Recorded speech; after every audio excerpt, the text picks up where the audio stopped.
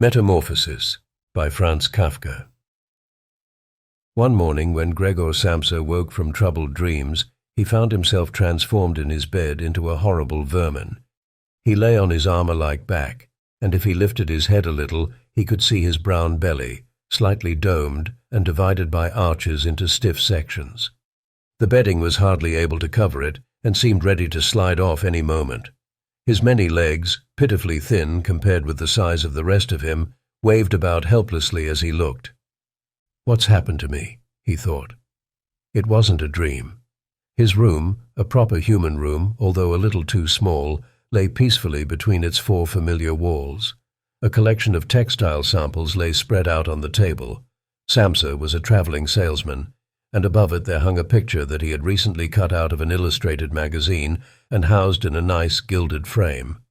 It showed a lady fitted out with a fur hat and fur boa who sat upright, raising a heavy fur muff that covered the whole of her lower arm towards the viewer. Gregor then turned to look out the window at the dull weather. Drops of rain could be heard hitting the pane, which made him feel quite sad. "How about if I sleep a little bit longer and forget all this nonsense?" he thought. But that was something he was unable to do because he was used to sleeping on his right, and in his present state couldn't get into that position. However hard he threw himself onto his right, he always rolled back to where he was. He must have tried it 100 times, shut his eyes so that he wouldn't have to look at the floundering legs, and only stopped when he began to feel a mild, dull pain there that he had never felt before. "Oh God," he thought, "what a strenuous career it is that I've chosen. Traveling day in and day out.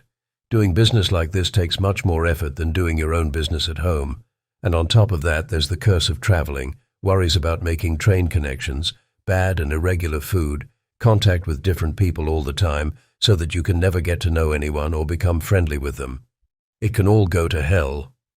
He felt a slight itch up on his belly, pushed himself slowly up on his back towards the headboard so that he could lift his head better, found where the itch was, and saw that it was covered with lots of little white spots which he didn't know what to make of, and when he tried to feel the place with one of his legs, he drew it quickly back, because as soon as he touched it, he was overcome by a cold shudder.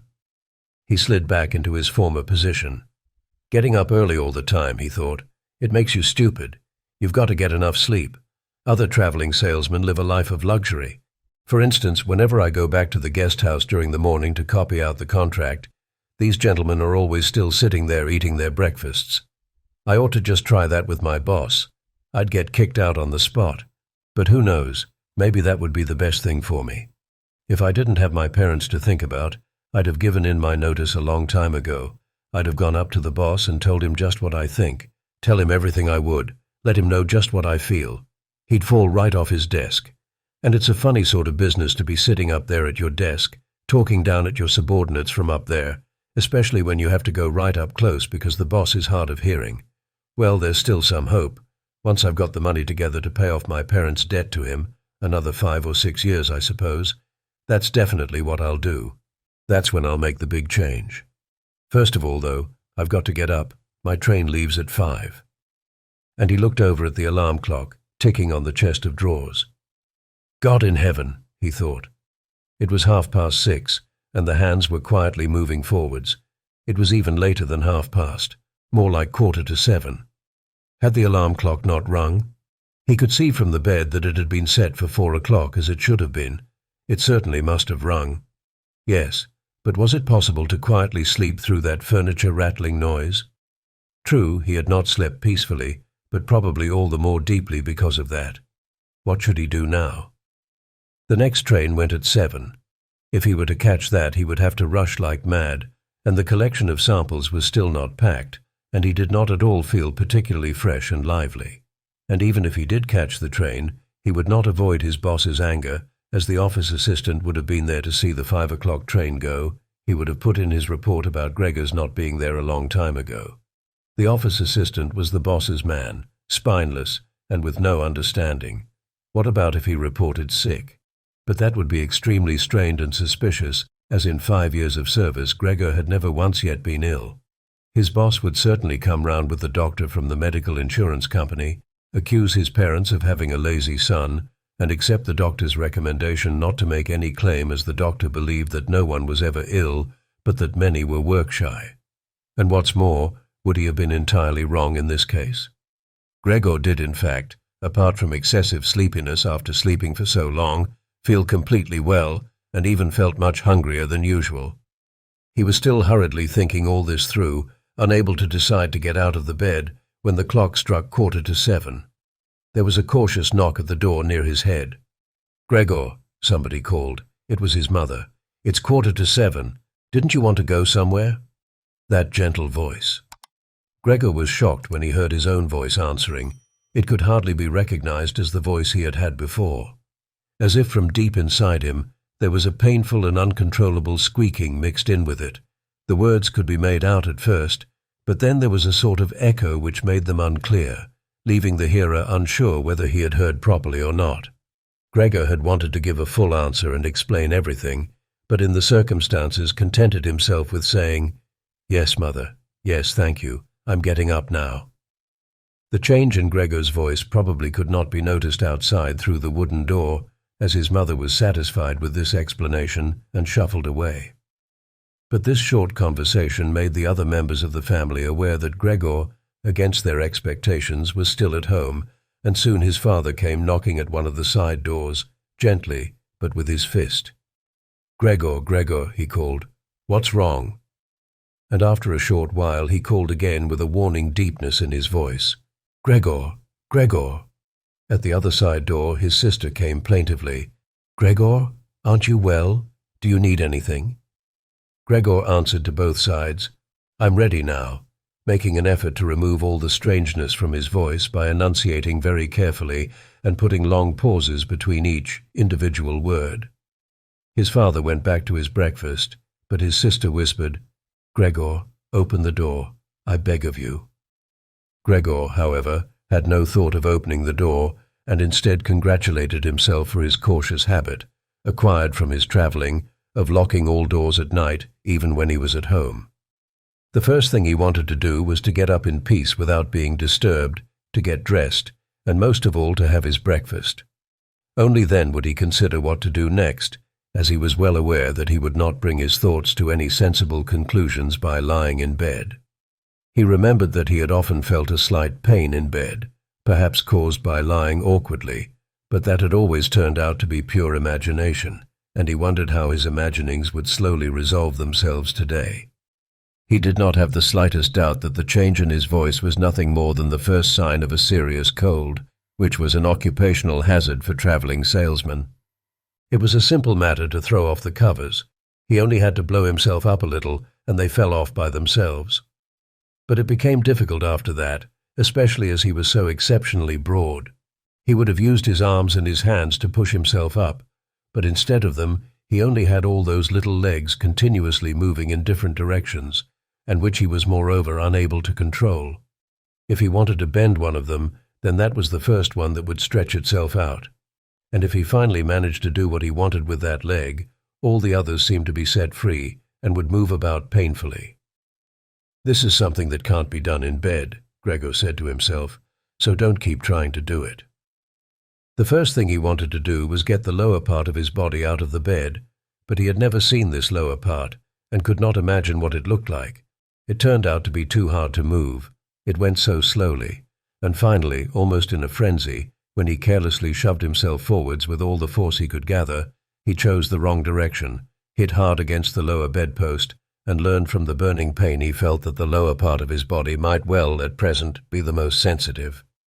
So then he tried to get the top part of his body out of the bed first, carefully turning his head to the side. This he managed quite easily, and despite its breadth and its weight, the bulk of his body eventually followed slowly in the direction of the head. But when he had at last got his head out of the bed and into the fresh air, it occurred to him that if he let himself fall, it would be a miracle if his head were not injured, so he became afraid to carry on pushing himself forward the same way. And he could not knock himself out now at any price. Better to stay in bed than lose consciousness. It took just as much effort to get back to where he had been earlier, but when he lay there sighing and was once more watching his legs as they struggled against each other even harder than before, if that was possible, he could think of no way of bringing peace and order to this chaos. He told himself once more that it was not possible for him to stay in bed, and that the most sensible thing to do would be to get free of it, in whatever way he could, at whatever sacrifice. At the same time, though, he did not forget to remind himself that calm consideration was much better than rushing to desperate conclusions. At times like this, he would direct his eyes to the window and look out as clearly as he could, but unfortunately, even the other side of the narrow street was enveloped in morning fog, and the view had little confidence or cheer to offer him. 7 o'clock already, he said to himself when the clock struck again. 7 o'clock, and there's still a fog like this. And he lay there quietly a while longer, breathing lightly, as if he perhaps expected the total stillness to bring things back to their real and natural state. But then he said to himself, before it strikes 7:15, I'll definitely have to have got properly out of bed, and by then somebody will have come round from work to ask what's happened to me as well, as they open up at work before 7 o'clock. And so he set himself to the task of swinging the entire length of his body out of the bed all at the same time. If he succeeded in falling out of bed in this way, and kept his head raised as he did so, he could probably avoid injuring it. His back seemed to be quite hard, and probably nothing would happen to it falling onto the carpet. His main concern was for the loud noise he was bound to make, and which even through all the doors would probably raise concern if not alarm, but it was something that had to be risked. When Gregor was already sticking halfway out of the bed, the new method was more of a game than an effort. All he had to do was rock back and forth. It occurred to him how simple everything would be if somebody came to help him. 2 strong people, he had his father and the maid in mind, would have been more than enough. They would only have to push their arms under the dome of his back, peel him away from the bed, bend down with the load, and then be patient and careful as he swung over onto the floor, where, hopefully, the little legs would find a use. Should he really call for help, though, even apart from the fact that all the doors were locked? Despite all the difficulty he was in, he could not suppress a smile at this thought. After a while he had already moved so far across that it would have been hard for him to keep his balance if he rocked too hard. The time was now 7:10, and he would have to make a final decision very soon. Then there was a ring at the door of the flat. That'll be someone from work, he said to himself, and froze very still, although his little legs only became all the more lively as they danced around. For a moment everything remained quiet. They're not opening the door, Gregor said to himself, caught in some nonsensical hope. But then, of course, the maid's firm steps went to the door as ever and opened it. Gregor only needed to hear the visitor's first words of greeting, and he knew who it was, the chief clerk himself. Why did Gregor have to be the only one condemned to work for a company where they immediately became highly suspicious at the slightest shortcoming? Were all employees, every one of them, louts? Was there not one of them who was faithful and devoted, who would go so mad with pangs of conscience that he couldn't get out of bed if he didn't spend at least a couple of hours in the morning on company business? Was it really not enough to let one of the trainees make inquiries? Assuming inquiries were even necessary, did the chief clerk have to come himself?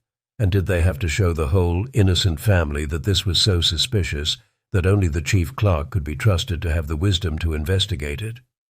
And more because these thoughts had made him upset than through any proper decision, he swung himself with all his force out of the bed. There was a loud thump, but it wasn't really a loud noise. His fall was softened a little by the carpet, and Gregor's back was also more elastic than he had thought, which made the sound muffled and not too noticeable. He had not held his head carefully enough, though, and hit it as he fell. Annoyed and in pain, he turned it and rubbed it against the carpet. "Something's fallen down in there," said the chief clerk in the room on the left. Gregor tried to imagine whether something of the sort that had happened to him today could ever happen to the chief clerk too. You had to concede that it was possible. But as if in gruff reply to this question, the chief clerk's firm footsteps in his highly polished boots could now be heard in the adjoining room. From the room on his right, Gregor's sister whispered to him to let him know, "Gregor, the chief clerk is here." "Yes, I know," said Gregor to himself, but without daring to raise his voice loud enough for his sister to hear him. "Gregor," said his father now from the room to his left, "the chief clerk has come round and wants to know why you didn't leave on the early train. We don't know what to say to him. And anyway, he wants to speak to you personally. So please open up this door. I'm sure he'll be good enough to forgive the untidiness of your room." Then the chief clerk called, "Good morning, Mr. Samsa." "He isn't well," said his mother to the chief clerk, while his father continued to speak through the door. "He isn't well, please believe me. Why else would Gregor have missed a train? The lad only ever thinks about the business. It nearly makes me cross the way he never goes out in the evenings. He's been in town for a week now, but stayed home every evening. He sits with us in the kitchen and just reads the paper or studies train timetables. His idea of relaxation is working with his fret saw. He's made a little frame, for instance. It only took him 2 or 3 evenings. You'll be amazed how nice it is. It's hanging up in his room. You'll see it as soon as Gregor opens the door. Anyway, I'm glad you're here. We wouldn't have been able to get Gregor to open the door by ourselves. He's so stubborn. And I'm sure he isn't well. He said this morning that he is, but he isn't." "I'll be there in a moment," said Gregor slowly and thoughtfully, but without moving so that he would not miss any word of the conversation. "Well, I can't think of any other way of explaining it, Mrs. Samsa," said the chief clerk. "I hope it's nothing serious. But on the other hand, I must say that if we people in commerce ever become slightly unwell, then, fortunately or unfortunately as you like, we simply have to overcome it because of business considerations." "Can the chief clerk come in to see you now then?" asked his father impatiently, knocking at the door again. "No," said Gregor. In the room on his right there followed a painful silence. In the room on his left, his sister began to cry. So why did his sister not go and join the others? She had probably only just got up and had not even begun to get dressed. And why was she crying?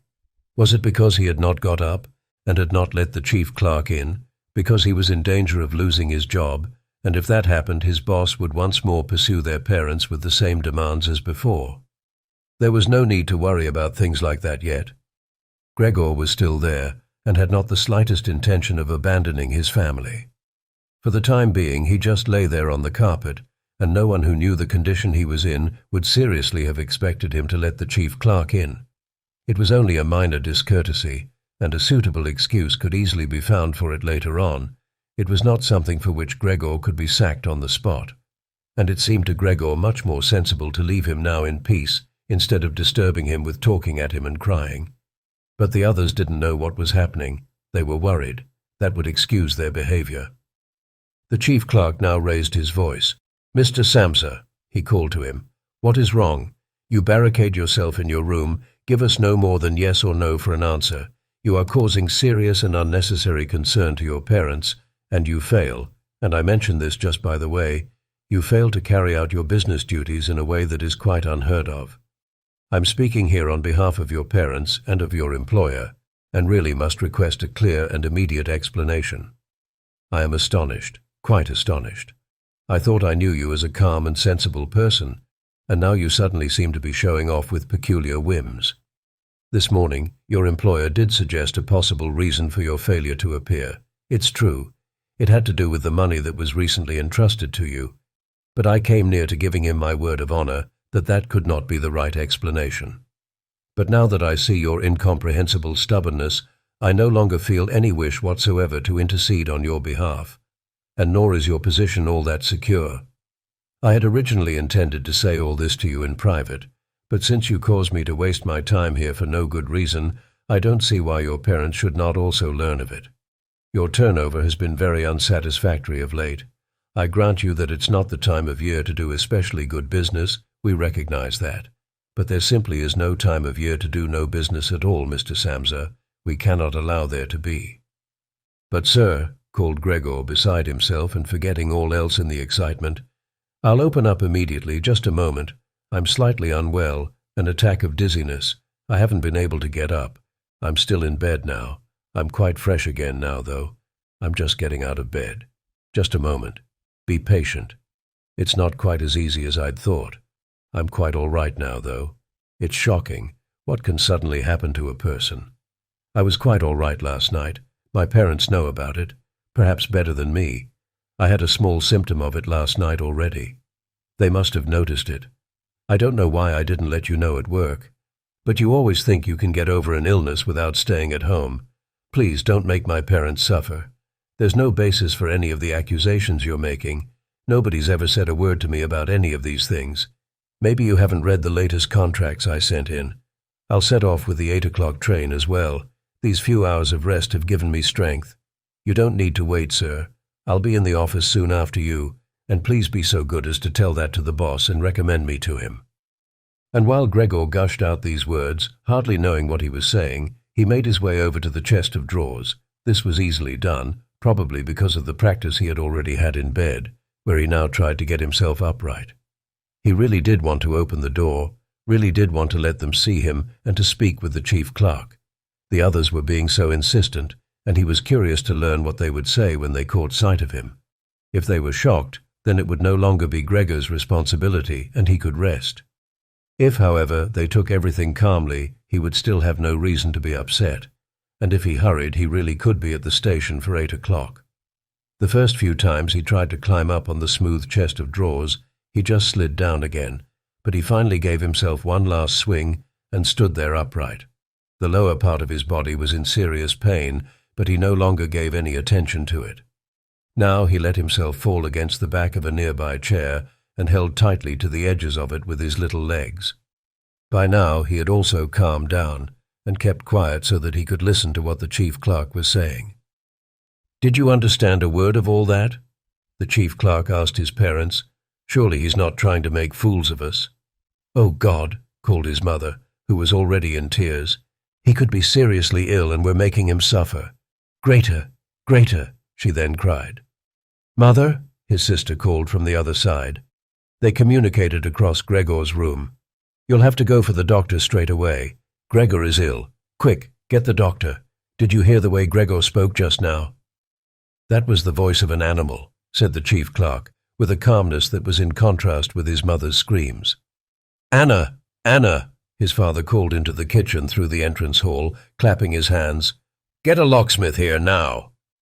And the two girls, their skirts swishing, immediately ran out through the hall, wrenching open the front door of the flat as they went. How had his sister managed to get dressed so quickly? There was no sound of the door banging shut again. They must have left it open. People often do in homes where something awful has happened. Gregor, in contrast, had become much calmer. So they couldn't understand his words anymore, although they seemed clear enough to him, clearer than before. Perhaps his ears had become used to the sound. They had realized, though, that there was something wrong with him, and were ready to help. The first response to his situation had been confident and wise, and that made him feel better. He felt that he had been drawn back in among people, and from the doctor and the locksmith he expected great and surprising achievements, although he did not really distinguish one from the other. Whatever was said next would be crucial, so in order to make his voice as clear as possible, he coughed a little, but taking care to do this not too loudly, as even this might well sound different from the way that a human coughs, and he was no longer sure he could judge this for himself. Meanwhile, it had become very quiet in the next room. Perhaps his parents were sat at the table whispering with the chief clerk, or perhaps they were all pressed against the door and listening. Gregor slowly pushed his way over to the door with the chair. Once there, he let go of it and threw himself onto the door, holding himself upright against it, using the adhesive on the tips of his legs. He rested there a little while to recover from the effort involved, and then set himself to the task of turning the key in the lock with his mouth. He seemed, unfortunately, to have no proper teeth. How was he then to grasp the key? But the lack of teeth was, of course, made up for with a very strong jaw. Using the jaw, he really was able to start the key turning, ignoring the fact that he must have been causing some kind of damage, as a brown fluid came from his mouth, flowed over the key, and dripped onto the floor. "Listen," said the chief clerk in the next room. "He's turning the key." Gregor was greatly encouraged by this, but they all should have been calling to him, his father and his mother too. "Well done, Gregor," they should have cried. "Keep at it. Keep hold of the lock." And with the idea that they were all excitedly following his efforts, he bit on the key with all his strength, paying no attention to the pain he was causing himself. As the key turned round, he turned around the lock with it, only holding himself upright with his mouth, and hung onto the key or pushed it down again with the whole weight of his body as needed. The clear sound of the lock as it snapped back was Gregor's sign that he could break his concentration, and as he regained his breath he said to himself, "So, I didn't need the locksmith after all." Then he lay his head on the handle of the door to open it completely. Because he had to open the door in this way, it was already wide open before he could be seen. He had first to slowly turn himself around one of the double doors, and he had to do it very carefully if he did not want to fall flat on his back before entering the room. He was still occupied with this difficult movement, unable to pay attention to anything else, when he heard the chief clerk exclaim aloud, "Oh!" which sounded like the soughing of the wind. Now he also saw him. He was the nearest to the door, his hand pressed against his open mouth and slowly retreating as if driven by a steady and invisible force. Gregor's mother, her hair still disheveled from bed, despite the chief clerk's being there, looked at his father. Then she unfolded her arms, took 2 steps forward towards Gregor, and sank down onto the floor into her skirts that spread themselves out around her as her head disappeared down onto her breast. His father looked hostile and clenched his fists as if wanting to knock Gregor back into his room. Then he looked uncertainly round the living room, covered his eyes with his hands and wept so that his powerful chest shook. So Gregor did not go into the room, but leant against the inside of the other door, which was still held bolted in place. In this way, only half of his body could be seen, along with his head above it, which he leant over to one side as he peered out at the others. Meanwhile, the day had become much lighter. Part of the endless grey-black building on the other side of the street, which was a hospital, could be seen quite clearly with the austere and regular line of windows piercing its facade. The rain was still falling, now throwing down large individual droplets which hit the ground one at a time. The washing up from breakfast lay on the table. There was so much of it because, for Gregor's father, breakfast was the most important meal of the day, and he would stretch it out for several hours as he sat reading a number of different newspapers. On the wall exactly opposite there was a photograph of Gregor when he was a lieutenant in the army, his sword in his hand and a carefree smile on his face as he called forth respect for his uniform and bearing. The door to the entrance hall was open, and as the front door of the flat was also open, he could see onto the landing and the stairs where they began their way down below. "Now then," said Gregor, well aware that he was the only one to have kept calm, "I'll get dressed straight away now, pack up my samples and set off. Will you please just let me leave? You can see," he said to the chief clerk, "that I'm not stubborn and I like to do my job. Being a commercial traveler is arduous, but without traveling I couldn't earn my living. So where are you going? Into the office? Yes? Will you report everything accurately then? It's quite possible for someone to be temporarily unable to work, but that's just the right time to remember what's been achieved in the past and consider that later on, once the difficulty has been removed, he will certainly work with all the more diligence and concentration. You're well aware that I'm seriously in debt to our employer, as well as having to look after my parents and my sister, so that I'm trapped in a difficult situation, but I will work my way out of it again. Please don't make things any harder for me than they are already, and don't take sides against me at the office. I know that nobody likes the travelers. They think we earn an enormous wage as well as having a soft time of it. That's just prejudice, but they have no particular reason to think better of it. But you, sir, you have a better overview than the rest of the staff. In fact, if I can say this in confidence, a better overview than the boss himself. It's very easy for a businessman like him to make mistakes about his employees and judge them more harshly than he should. And you're also well aware that we travelers spend almost the whole year away from the office, so that we can very easily fall victim to gossip and chance and groundless complaints. And it's almost impossible to defend yourself from that sort of thing. We don't usually even hear about them. Or if at all, it's when we arrive back home exhausted from a trip, and that's when we feel the harmful effects of what's been going on without even knowing what caused them. Please don't go away. At least first say something to show that you grant that I'm at least partly right."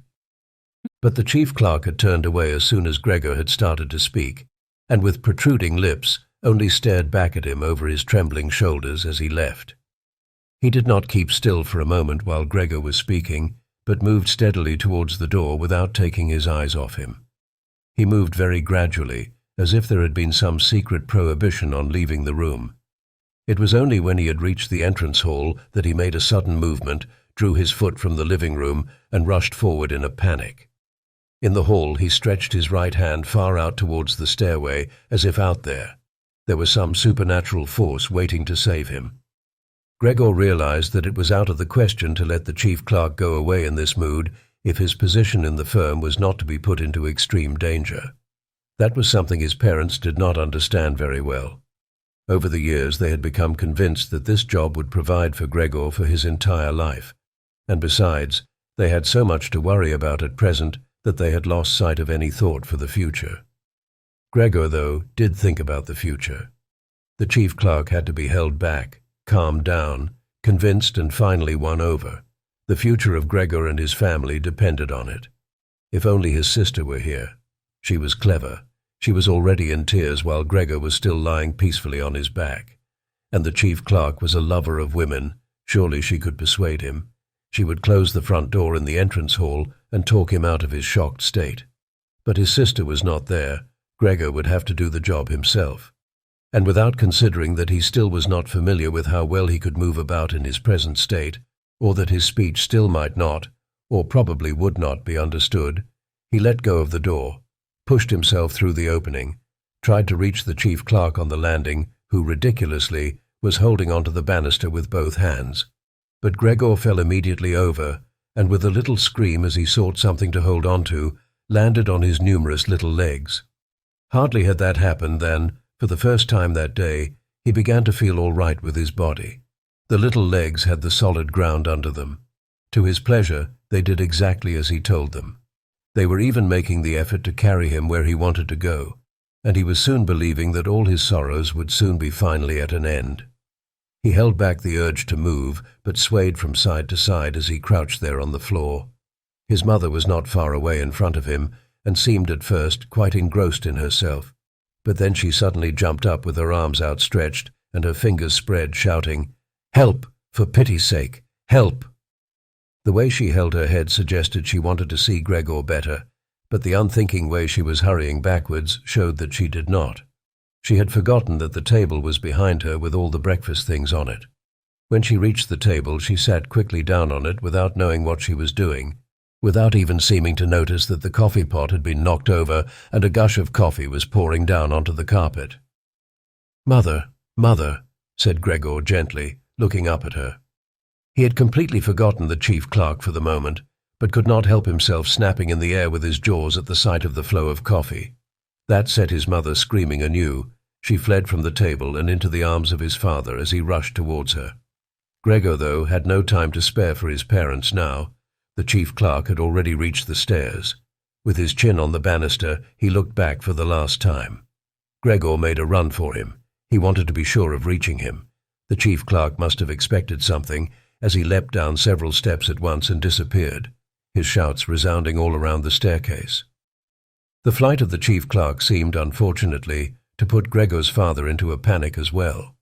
Until then he had been relatively self-controlled, but now, instead of running after the chief clerk himself, or at least not impeding Gregor as he ran after him, Gregor's father seized the chief clerk's stick in his right hand. The chief clerk had left it behind on a chair, along with his hat and overcoat, picked up a large newspaper from the table with his left, and used them to drive Gregor back into his room, stamping his foot at him as he went. Gregor's appeals to his father were of no help. His appeals were simply not understood. However much he humbly turned his head, his father merely stamped his foot all the harder. Across the room, despite the chilly weather, Gregor's mother had pulled open a window, leant far out of it, and pressed her hands to her face. A strong draught of air flew in from the street towards the stairway. The curtains flew up, the newspapers on the table fluttered, and some of them were blown onto the floor. Nothing would stop Gregor's father as he drove him back, making hissing noises at him like a wild man. Gregor had never had any practice in moving backwards and was only able to go very slowly. If Gregor had only been allowed to turn round, he would have been back in his room straight away, but he was afraid that if he took the time to do that, his father would become impatient, and there was the threat of a lethal blow to his back or head from the stick in his father's hand any moment. Eventually, though, Gregor realized that he had no choice, as he saw to his disgust that he was quite incapable of going backwards in a straight line. So he began, as quickly as possible, and with frequent anxious glances at his father, to turn himself round. It went very slowly, but perhaps his father was able to see his good intentions, as he did nothing to hinder him. In fact, now and then, He used the tip of his stick to give directions from a distance as to which way to turn. If only his father would stop that unbearable hissing. It was making Gregor quite confused. When he had nearly finished turning round, still listening to that hissing, he made a mistake and turned himself back a little the way he had just come. He was pleased when he finally had his head in front of the doorway, but then saw that it was too narrow, and his body was too broad to get through it without further difficulty. In his present mood, it obviously did not occur to his father to open the other of the double doors so that Gregor would have enough space to get through. He was merely fixed on the idea that Gregor should be got back into his room as quickly as possible. Nor would he ever have allowed Gregor the time to get himself upright as preparation for getting through the doorway. What he did, making more noise than ever, was to drive Gregor forwards all the harder, as if there had been nothing in the way. It sounded to Gregor as if there was now more than one father behind him. It was not a pleasant experience, and Gregor pushed himself into the doorway without regard for what might happen. One side of his body lifted itself, he lay at an angle in the doorway, one flank scraped on the white door, and was painfully injured, leaving vile brown flecks on it. Soon he was stuck fast, and would not have been able to move at all by himself. The little legs along one side hung quivering in the air, while those on the other side were pressed painfully against the ground. Then his father gave him a hefty shove from behind, which released him from where he was held and sent him flying, and heavily bleeding, deep into his room.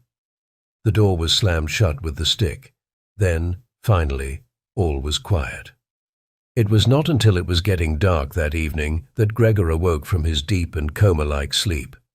He would have woken soon afterwards anyway, even if he hadn't been disturbed, as he had had enough sleep and felt fully rested. But he had the impression that some hurried steps and the sound of the door leading into the front room being carefully shut had woken him. The light from the electric street lamps shone palely here and there onto the ceiling and tops of the furniture, but down below, where Gregor was, it was dark. He pushed himself over to the door, feeling his way clumsily with his antennae, of which he was now beginning to learn the value, in order to see what had been happening there. The whole of his left side seemed like one painfully stretched scar, and he limped badly on his 2 rows of legs. One of the legs had been badly injured in the events of that morning. It was nearly a miracle that only one of them had been, and dragged along lifelessly. It was only when he had reached the door that he realized what it actually was that had drawn him over to it. It was the smell of something to eat. By the door there was a dish filled with sweetened milk with little pieces of white bread floating in it. He was so pleased he almost laughed, as he was even hungrier than he had been that morning, and immediately dipped his head into the milk, nearly covering his eyes with it. But he soon drew his head back again in disappointment. Not only did the pain in his tender left side make it difficult to eat the food, he was only able to eat if his whole body worked together as a snuffling whole. But the milk did not taste at all nice. Milk like this was normally his favorite drink, and his sister had certainly left it there for him because of that. But he turned, almost against his own will, away from the dish and crawled back into the center of the room. Through the crack in the door, Gregor could see that the gas had been lit in the living room. His father at this time would normally be sat with his evening paper, reading it out in a loud voice to Gregor's mother and sometimes to his sister, but there was now not a sound to be heard. Gregor's sister would often write and tell him about this reading, but maybe his father had lost the habit in recent times. It was so quiet all around too, even though there must have been somebody in the flat. "What a quiet life it is the family lead," said Gregor to himself, and gazing into the darkness, felt a great pride that he was able to provide a life like that in such a nice home for his sister and parents. But what now, if all this peace and wealth and comfort should come to a horrible and frightening end? That was something that Gregor did not want to think about too much, so he started to move about, crawling up and down the room. Once during that long evening, the door on one side of the room was opened very slightly and hurriedly closed again. Later on, the door on the other side did the same. It seemed that someone needed to enter the room but thought better of it. Gregor went and waited immediately by the door, resolved either to bring the timorous visitor into the room in some way, or at least to find out who it was. But the door was opened no more that night, and Gregor waited in vain. The previous morning, while the doors were locked, everyone had wanted to get in there to him, but now that he had opened up one of the doors, and the other had clearly been unlocked some time during the day, No one came, and the keys were in the other sides. It was not until late at night that the gaslight in the living room was put out, and now it was easy to see that his parents and sister had stayed awake all that time, as they all could be distinctly heard as they went away together on tiptoe. It was clear that no one would come into Gregor's room any more until morning. That gave him plenty of time to think undisturbed about how he would have to rearrange his life. For some reason, the tall, empty room where he was forced to remain made him feel uneasy as he lay there flat on the floor, even though he had been living in it for 5 years. Hardly aware of what he was doing other than a slight feeling of shame, he hurried under the couch. It pressed down on his back a little, and he was no longer able to lift his head, but he nonetheless felt immediately at ease, and his only regret was that his body was too broad to get it all underneath. He spent the whole night there. Some of the time he passed in a light sleep, although he frequently woke from it in alarm because of his hunger, and some of the time was spent in worries and vague hopes, which, however, always led to the same conclusion. For the time being he must remain calm, he must show patience and the greatest consideration so that his family could bear the unpleasantness that he, in his present condition, was forced to impose on them.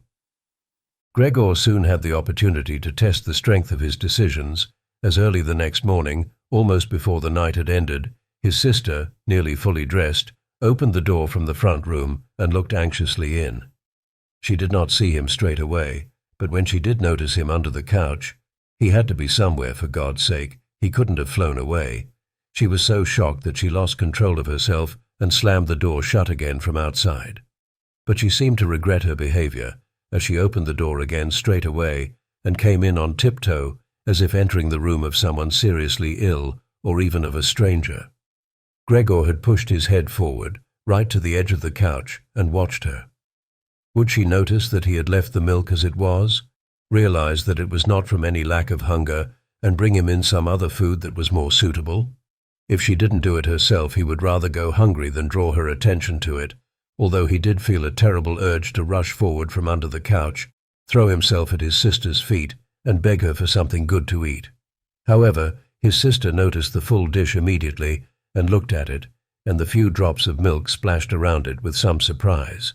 She immediately picked it up, using a rag, not her bare hands, and carried it out. Gregor was extremely curious as to what she would bring in its place, imagining the wildest possibilities, but he never could have guessed what his sister, in her goodness, actually did bring. In order to test his taste, she brought him a whole selection of things, all spread out on an old newspaper. There were old, half-rotten vegetables, bones from the evening meal, covered in white sauce that had gone hard, a few raisins and almonds, some cheese that Gregor had declared inedible 2 days before, a dry roll and some bread spread with butter and salt. As well as all that, she had poured some water into the dish, which had probably been permanently set aside for Gregor's use, and placed it beside them. Then, out of consideration for Gregor's feelings, as she knew that he would not eat in front of her, she hurried out again, and even turned the key in the lock so that Gregor would know he could make things as comfortable for himself as he liked. Gregor's little legs whirred. At last he could eat. What's more, his injuries must already have completely healed, as he found no difficulty in moving. This amazed him, as more than a month earlier he had cut his finger slightly with a knife. He thought of how his finger had still hurt the day before yesterday. Am I less sensitive than I used to be then? He thought, and was already sucking greedily at the cheese which had immediately, almost compellingly, attracted him much more than the other foods on the newspaper. Quickly, one after another, his eyes watering with pleasure, he consumed the cheese, the vegetables, and the sauce. The fresh foods, on the other hand, he didn't like at all, and even dragged the things he did want to eat a little way away from them because he couldn't stand the smell. Long after he had finished eating and lay lethargic in the same place, his sister slowly turned the key in the lock as a sign to him that he should withdraw. He was immediately startled, although he had been half asleep, and he hurried back under the couch. But he needed great self-control to stay there even for the short time that his sister was in the room, as eating so much food had rounded out his body a little, and he could hardly breathe in that narrow space. Half suffocating, he watched with bulging eyes as his sister unself-consciously took a broom and swept up the leftovers, mixing them in with the food he had not even touched at all, as if it could not be used any more. She quickly dropped it all into a bin, closed it with its wooden lid, and carried everything out. She had hardly turned her back before Gregor came out again from under the couch and stretched himself. This was how Gregor received his food each day now, once in the morning while his parents and the maid were still asleep, and the second time after everyone had eaten their meal at midday, as his parents would sleep for a little while then as well, and Gregor's sister would send the maid away on some errand.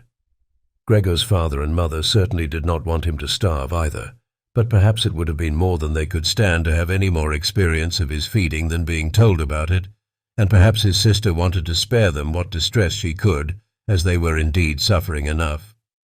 It was impossible for Gregor to find out what they had told the doctor and the locksmith that first morning to get them out of the flat. As nobody could understand him, nobody, not even his sister, thought that he could understand them, so he had to be content to hear his sister's sighs and appeals to the saints as she moved about his room. It was only later, when she had become a little more used to everything — there was of course no question of her ever becoming fully used to the situation — that Gregor would sometimes catch a friendly comment, or at least a comment that could be construed as friendly. "He's enjoyed his dinner today," she might say when he had diligently cleared away all the food left for him, or if he left most of it, which slowly became more and more frequent, she would often say sadly, "Now everything's just been left there again." Although Gregor wasn't able to hear any news directly, he did listen to much of what was said in the next rooms, and whenever he heard anyone speaking, he would scurry straight to the appropriate door and press his whole body against it. There was seldom any conversation, especially at first, that was not about him in some way, even if only in secret. For 2 whole days, all the talk at every mealtime was about what they should do now. But even between meals they spoke about the same subject, as there were always at least 2 members of the family at home. Nobody wanted to be at home by themselves, and it was out of the question to leave the flat entirely empty. And on the very first day the maid had fallen to her knees and begged Gregor's mother to let her go without delay. It was not very clear how much she knew of what had happened, but she left within a quarter of an hour, tearfully thanking Gregor's mother for her dismissal, as if she had done her an enormous service. She even swore emphatically not to tell anyone the slightest about what had happened, even though no one had asked that of her. Now Gregor's sister also had to help his mother with the cooking, although that was not so much bother, as no one ate very much. Gregor often heard how one of them would unsuccessfully urge another to eat and receive no more answer than, "No thanks, I've had enough," or something similar. No one drank very much either. His sister would sometimes ask his father whether he would like a beer, hoping for the chance to go and fetch it herself. When his father then said nothing, she would add, so that he would not feel selfish, that she could send the housekeeper for it. But then his father would close the matter with a big loud no, and no more would be said. Even before the first day had come to an end, his father had explained to Gregor's mother and sister what their finances and prospects were. Now and then he stood up from the table and took some receipt or document from the little cash box he had saved from his business when it had collapsed 5 years earlier. Gregor heard how he opened the complicated lock and then closed it again after he had taken the item he wanted.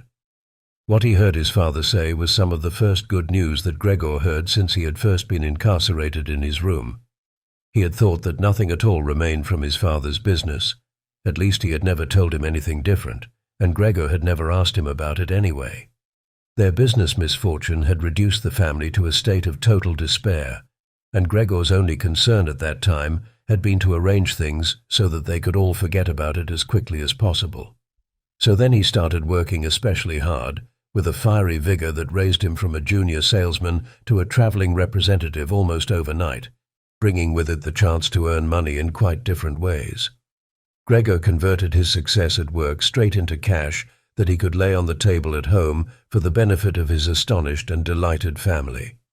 They had been good times, and they had never come again, at least not with the same splendor, even though Gregor had later earned so much that he was in a position to bear the costs of the whole family, and did bear them. They had even got used to it, both Gregor and the family. They took the money with gratitude, and he was glad to provide it, although there was no longer much warm affection given in return. Gregor only remained close to his sister now. Unlike him, she was very fond of music and a gifted and expressive violinist, It was his secret plan to send her to the conservatory next year, even though it would cause great expense that would have to be made up for in some other way. During Gregor's short periods in town, conversation with his sister would often turn to the conservatory, but it was only ever mentioned as a lovely dream that could never be realized. Their parents did not like to hear this innocent talk, but Gregor thought about it quite hard and decided he would let them know what he planned with a grand announcement of it on Christmas Day. That was the sort of totally pointless thing that went through his mind in his present state, pressed upright against the door and listening. There were times when he simply became too tired to continue listening, when his head would fall wearily against the door and he would pull it up again with a start, as even the slightest noise he caused would be heard next door and they would all go silent. "What's that he's doing now?" his father would say after a while, clearly having gone over to the door, and only then would the interrupted conversation slowly be taken up again. When explaining things, his father repeated himself several times, partly because it was a long time since he had been occupied with these matters himself, and partly because Gregor's mother did not understand everything the first time. From these repeated explanations, Gregor learned, to his pleasure, that despite all their misfortunes there was still some money available from the old days. It was not a lot, but it had not been touched in the meantime, and some interest had accumulated. Besides that, they had not been using up all the money that Gregor had been bringing home every month, keeping only a little for himself, so that too had been accumulating. Behind the door, Gregor nodded with enthusiasm in his pleasure at this unexpected thrift and caution. He could actually have used this surplus money to reduce his father's debt to his boss, and the day when he could have freed himself from that job would have come much closer. But now it was certainly better the way his father had done things. This money, however, was certainly not enough to enable the family to live off the interest. It was enough to maintain them for, perhaps, 1 or 2 years, no more. That's to say, it was money that should not really be touched, but set aside for emergencies. Money to live on had to be earned. His father was healthy but old, and lacking in self-confidence. During the 5 years that he had not been working, the first holiday in a life that had been full of strain and no success, he had put on a lot of weight and become very slow and clumsy. Would Gregor's elderly mother now have to go and earn money? She suffered from asthma, and it was a strain for her just to move about the home. Every other day would be spent struggling for breath on the sofa by the open window. Would his sister have to go and earn money? She was still a child of 17. Her life up till then had been very enviable, consisting of wearing nice clothes, sleeping late, helping out in the business, joining in with a few modest pleasures, and most of all playing the violin. Whenever they began to talk of the need to earn money, Gregor would always first let go of the door and then throw himself onto the cool leather sofa next to it, as he became quite hot with shame and regret. He would often lie there the whole night through, not sleeping a wink, but scratching at the leather for hours on end. Or he might go to all the effort of pushing a chair to the window, climbing up onto the sill, and propped up in the chair, leaning on the window to stare out of it. He had used to feel a great sense of freedom from doing this, but doing it now was obviously something more remembered than experienced, as what he actually saw in this way was becoming less distinct every day, even things that were quite near. He had used to curse the ever-present view of the hospital across the street, but now he could not see it at all, and if he had not known that he lived in Charlottenstrasse, which was a quiet street despite being in the middle of the city, he could have thought that he was looking out the window at a barren waste where the grey sky and the grey earth mingled inseparably. His observant sister only needed to notice the chair twice before she would always push it back to its exact position by the window after she had tidied up the room, and even left the inner pane of the window open from then on. If Gregor had only been able to speak to his sister and thank her for all that she had to do for him, it would have been easier for him to bear it. But as it was, it caused him pain.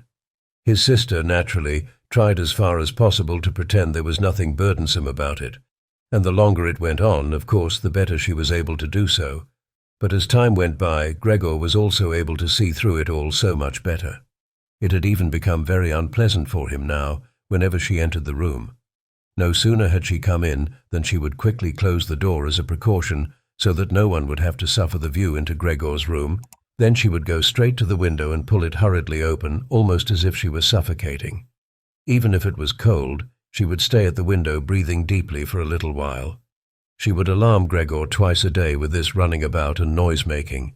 He would stay under the couch shivering the whole while, knowing full well that she would certainly have liked to spare him this ordeal, but it was impossible for her to be in the same room with him with the windows closed. One day, about a month after Gregor's transformation, when his sister no longer had any particular reason to be shocked at his appearance, she came into the room a little earlier than usual and found him still staring out the window, motionless, and just where he would be most horrible. In itself, his sister's not coming into the room would have been no surprise for Gregor, as it would have been difficult for her to immediately open the window while he was still there. But not only did she not come in, she went straight back and closed the door behind her. A stranger would have thought he had threatened her and tried to bite her. Gregor went straight to hide himself under the couch, of course, but he had to wait until midday before his sister came back, and she seemed much more uneasy than usual. It made him realize that she still found his appearance unbearable and would continue to do so. She probably even had to overcome the urge to flee when she saw the little bit of him that protruded from under the couch. One day, in order to spare her even this sight, he spent 4 hours carrying the bedsheet over to the couch on his back and arranged it so that he was completely covered, and his sister would not be able to see him even if she bent down. If she did not think this sheet was necessary, then all she had to do was take it off again, as it was clear enough that it was no pleasure for Gregor to cut himself off so completely. She left the sheet where it was. Gregor even thought he glimpsed a look of gratitude one time when he carefully looked out from under the sheet to see how his sister liked the new arrangement. For the first 14 days, Gregor's parents could not bring themselves to come into the room to see him. He would often hear them say how they appreciated all the new work his sister was doing, even though, before, they had seen her as a girl who was somewhat useless and frequently been annoyed with her. But now the two of them, father and mother, would often both wait outside the door of Gregor's room while his sister tidied up in there, and as soon as she went out again she would have to tell them exactly how everything looked, what Gregor had eaten, how he had behaved this time, and whether perhaps any slight improvement could be seen. His mother also wanted to go in and visit Gregor relatively soon, but his father and sister at first persuaded her against it. Gregor listened very closely to all this and approved fully. Later, though, she had to be held back by force, which made her call out, "Let me go and see Gregor. He is my unfortunate son. Can't you understand I have to see him?" And Gregor would think to himself that maybe it would be better if his mother came in, not every day, of course, but one day a week, perhaps. She could understand everything much better than his sister, who, for all her courage, was still just a child after all, and really might not have had an adult's appreciation of the burdensome job she had taken on. Gregor's wish to see his mother was soon realized. Out of consideration for his parents, Gregor wanted to avoid being seen at the window during the day. The few square meters of the floor did not give him much room to crawl about. It was hard to just lie quietly through the night. His food soon stopped giving him any pleasure at all, and so, to entertain himself, he got into the habit of crawling up and down the walls and ceiling. He was especially fond of hanging from the ceiling. It was quite different from lying on the floor. He could breathe more freely. His body had a light swing to it, and up there, relaxed and almost happy, it might happen that he would surprise even himself by letting go of the ceiling and landing on the floor with a crash. But now, of course, he had far better control of his body than before, and even with a fall as great as that, caused himself no damage. Very soon his sister noticed Gregor's new way of entertaining himself. He had, after all, left traces of the adhesive from his feet as he crawled about, and got it into her head to make it as easy as possible for him by removing the furniture that got in his way, especially the chest of drawers and the desk. Now, this was not something that she would be able to do by herself. She did not dare to ask for help from her father. The 16-year-old maid had carried on bravely since the cook had left, but she certainly would not have helped in this. She had even asked to be allowed to keep the kitchen locked at all times and never to have to open the door unless it was especially important, so his sister had no choice but to choose some time when Gregor's father was not there and fetch his mother to help her. As she approached the room, Gregor could hear his mother express her joy, but once at the door she went silent. First, of course, his sister came in and looked round to see that everything in the room was all right, and only then did she let her mother enter.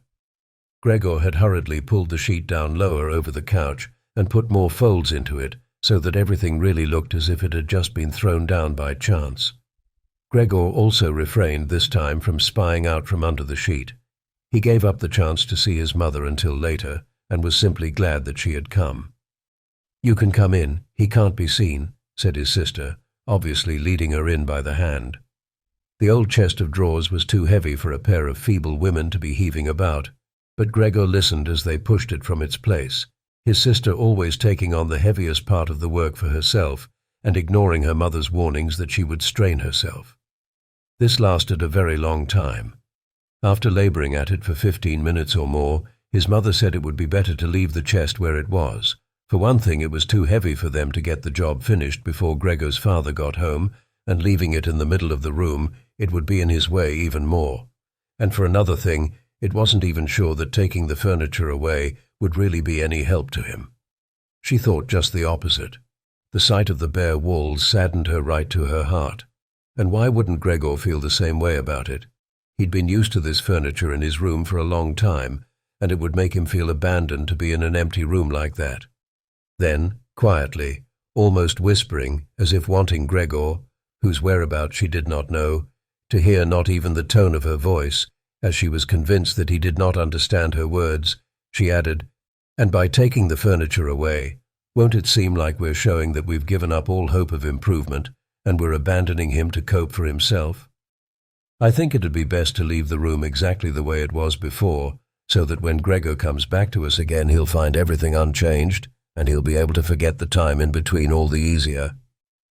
Hearing these words from his mother made Gregor realize that the lack of any direct human communication, along with the monotonous life led by the family during these 2 months, must have made him confused.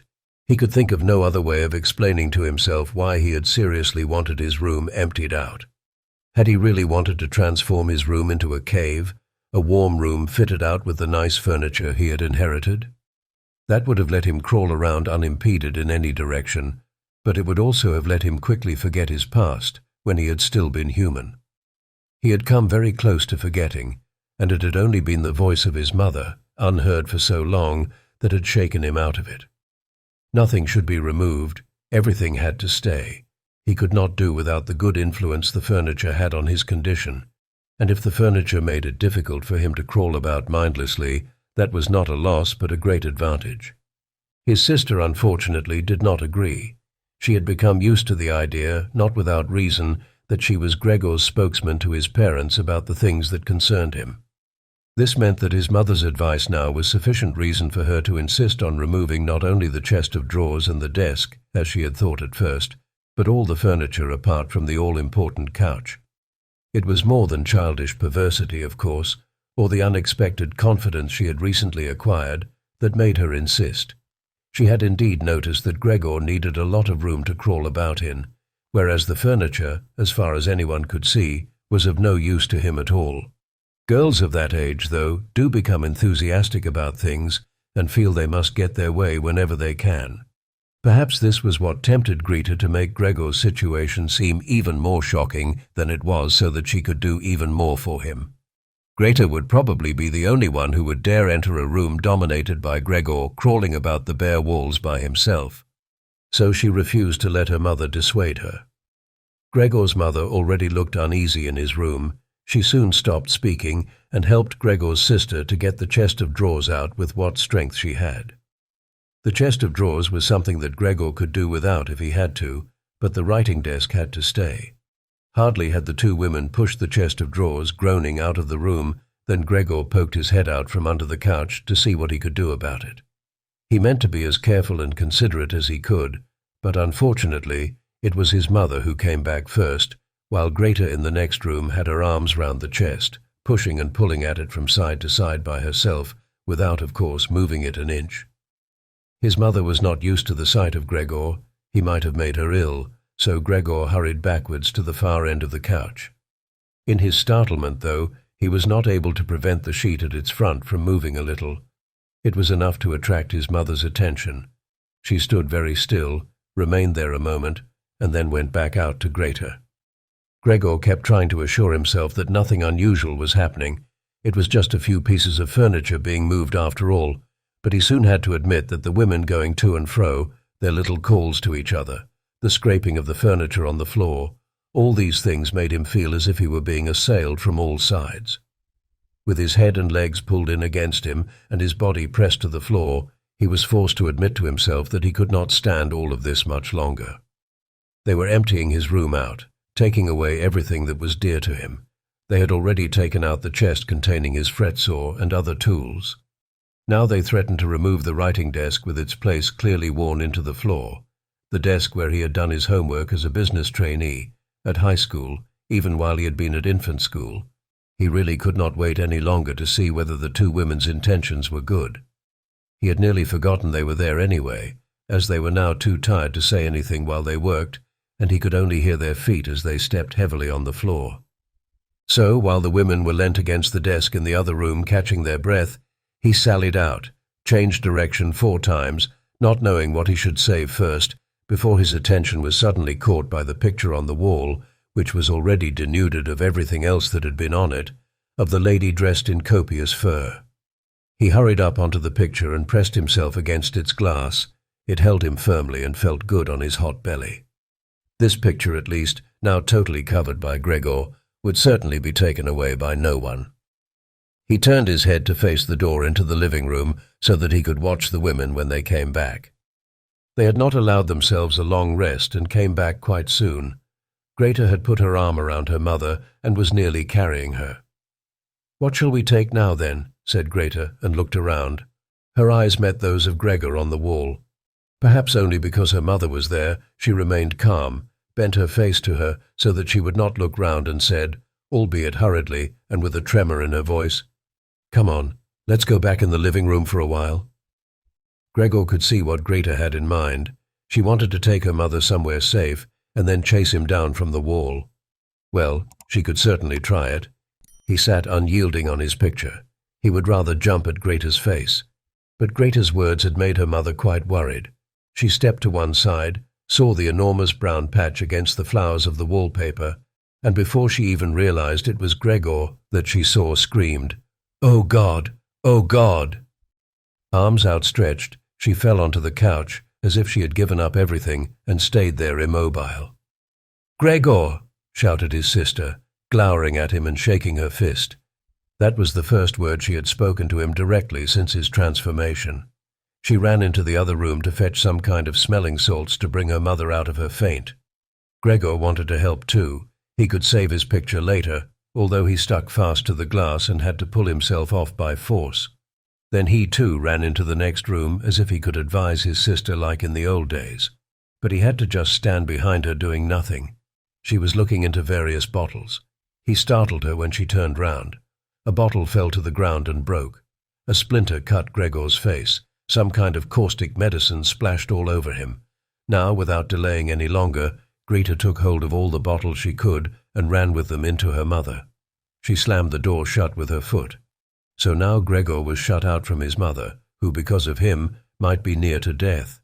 He could not open the door if he did not want to chase his sister away, and she had to stay with his mother. There was nothing for him to do but wait, and, oppressed with anxiety and self-reproach, he began to crawl about.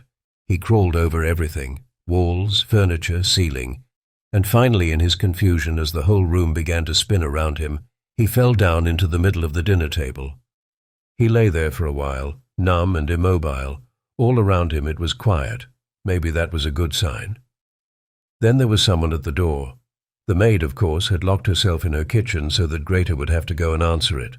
His father had arrived home. "What's happened?" were his first words. Greta's appearance must have made everything clear to him. She answered him with subdued voice and openly pressed her face into his chest. "Mother's fainted, but she's better now. Gregor got out." "Just as I expected," said his father. "Just as I always said.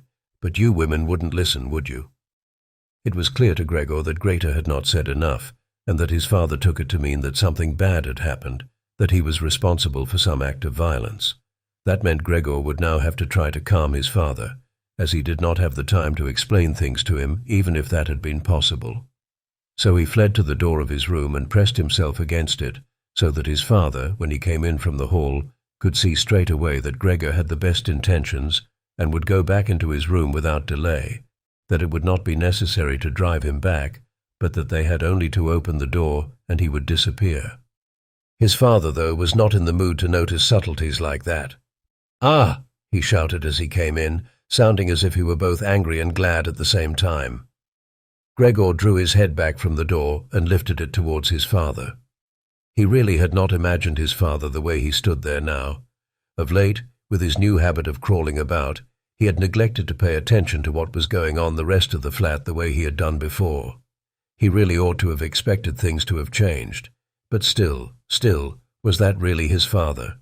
The same tired man as used to be laying there entombed in his bed when Gregor came back from his business trips, who would receive him sitting in the armchair in his nightgown when he came back in the evenings, who was hardly even able to stand up, but as a sign of his pleasure would just raise his arms, and who, on the couple of times a year when they went for a walk together on a Sunday or public holiday, wrapped up tightly in his overcoat between Gregor and his mother, would always labor his way forward a little more slowly than them, who were already walking slowly for his sake, who would place his stick down carefully, and if he wanted to say something, would invariably stop and gather his companions around him.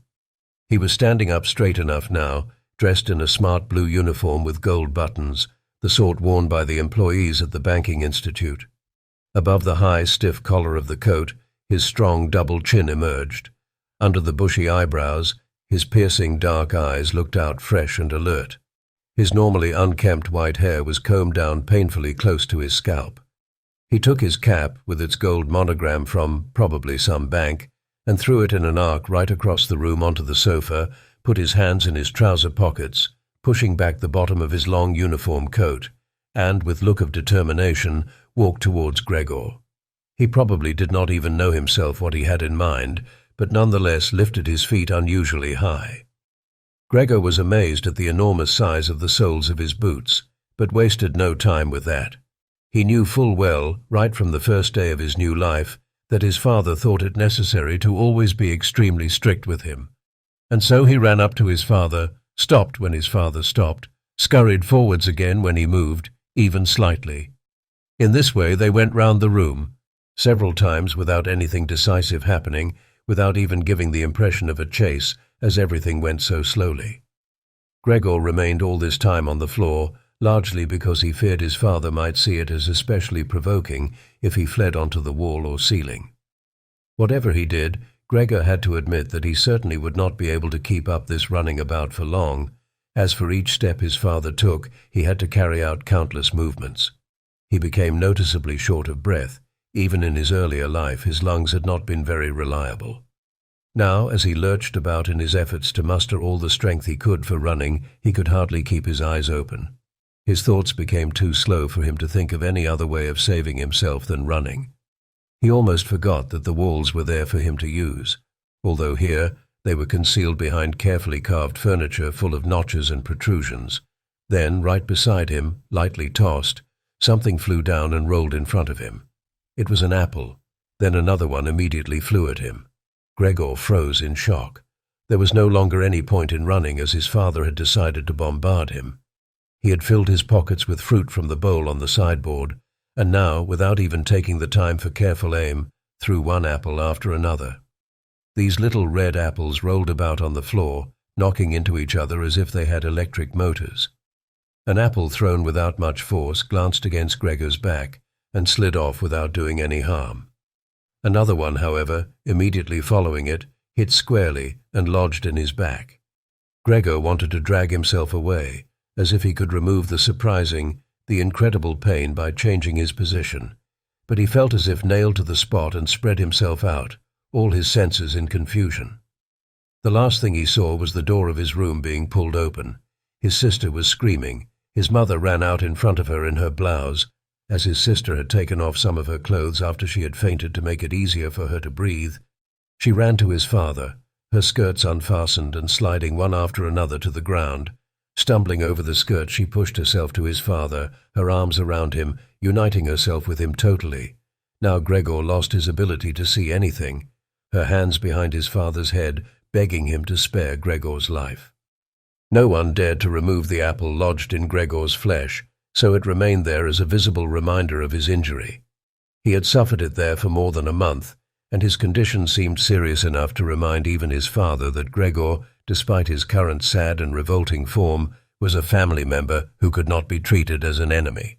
On the contrary, as a family there was a duty to swallow any revulsion for him and to be patient, just to be patient.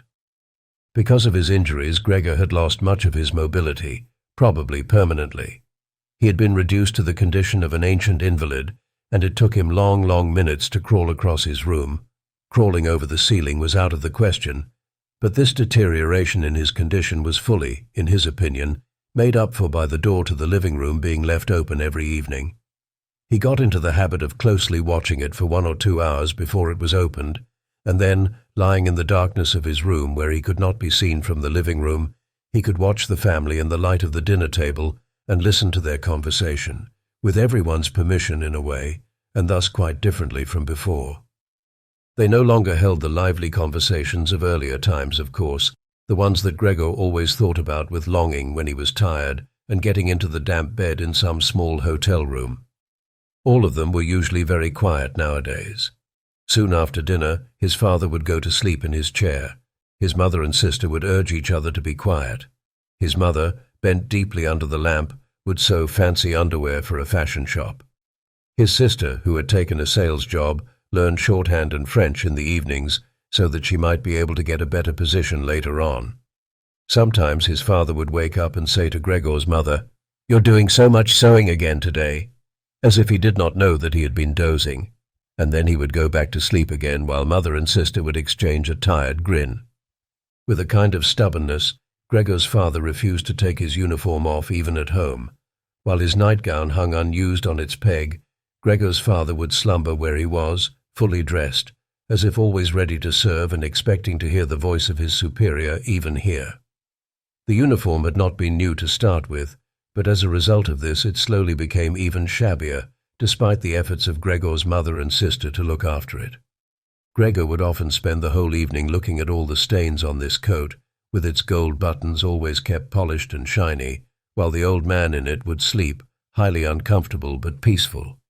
As soon as it struck 10, Gregor's mother would speak gently to his father to wake him and try to persuade him to go to bed, as he couldn't sleep properly where he was, and he really had to get his sleep if he was to be up at 6 to get to work. But since he had been in work, he had become more obstinate and would always insist on staying longer at the table, even though he regularly fell asleep, and it was then harder than ever to persuade him to exchange the chair for his bed. Then, however much mother and sister would importune him with little reproaches and warnings, he would keep slowly shaking his head for a quarter of an hour with his eyes closed and refusing to get up. Gregor's mother would tug at his sleeve, whisper endearments into his ear. Gregor's sister would leave her work to help her mother, but nothing would have any effect on him. He would just sink deeper into his chair. Only when the two women took him under the arms he would abruptly open his eyes, look at them one after the other and say, "What a life! This is what peace I get in my old age." And supported by the two women, he would lift himself up carefully as if he were carrying the greatest load himself, let the women take him to the door, send them off and carry on by himself, while Gregor's mother would throw down her needle and his sister her pen so that they could run after his father and continue being of help to him. Who in this tired and overworked family would have had time to give more attention to Gregor than was absolutely necessary? The household budget became even smaller, so now the maid was dismissed. An enormous thick-boned charwoman with white hair that flapped around her head came every morning and evening to do the heaviest work. Everything else was looked after by Gregor's mother, on top of the large amount of sewing work she did. Gregor even learned, listening to the evening conversation about what price they had hoped for, that several items of jewelry belonging to the family had been sold, even though both mother and sister had been very fond of wearing them at functions and celebrations. But the loudest complaint was that although the flat was much too big for their present circumstances, they could not move out of it. There was no imaginable way of transferring Gregor to the new address. He could see quite well, though, that there were more reasons than consideration for him that made it difficult for them to move. It would have been quite easy to transport him in any suitable crate with a few air holes in it. The main thing holding the family back from their decision to move was much more to do with their total despair, and the thought that they had been struck with a misfortune unlike anything experienced by anyone else they knew or were related to. They carried out absolutely everything that the world expects from poor people. Gregor's father brought bank employees their breakfast. His mother sacrificed herself by washing clothes for strangers. His sister ran back and forth behind her desk at the behest of the customers, but they just did not have the strength to do any more. And the injury in Gregor's back began to hurt as much as when it was new. After they had come back from taking his father to bed, Gregor's mother and sister would now leave their work where it was and sit close together, cheek to cheek.